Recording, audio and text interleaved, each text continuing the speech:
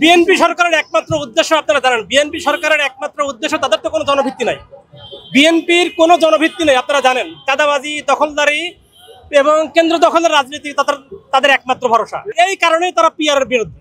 সোজা কথা, একবার ক্লিয়ার কথা, তাদের উদ্দেশ্য হচ্ছে যে কেন্দ্র দখল, তাদের উদ্দেশ্য কালো টাকার সরাসরি, তাদের উদ্দেশ্য হচ্ছে মানে ফেসিবাদের দোসর যারা আছে তাদেরকে সাথে নিয়ে এই যারা শান্তিকামী মানুষ আছে তাদেরকে দমন করা। এই কারণে তারা পিআর সিস্টেমের। কিন্তু এদেশের শান্তিকামী মানুষ যারা আছে, যারা তাদের ভোটাধিকার প্রয়োগ করতে চায় নির্দ্বিধায় নির্বিঘ্নে, তারা সবাই পিআর এর পক্ষে, সবাই পিআর এর পক্ষে।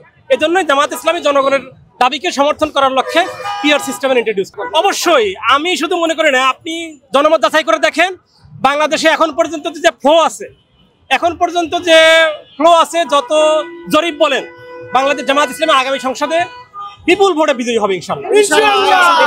আন্দোলন সংগ্রাম শুরু হয়েছে, আমরা সর্বাত্মক আন্দোলন করব এবং আমাদের সেক্রেটারি জেনারেল আজকে অলরেডি বলেছেন যে পিআর পদ্ধতি যদি দেশের জনগণ যদি এটা চায়, তাহলে সরকারকে আমরা আন্দোলনের মাধ্যমে বাধ্য করব পিআর পদ্ধতিতে নির্বাচন দেওয়ার জন্য। আর যদি জনগণ যদি পিআর পদ্ধতি না চায়, তাহলে জামাত ইসলামের এই দাবি থেকে সরে আসবে।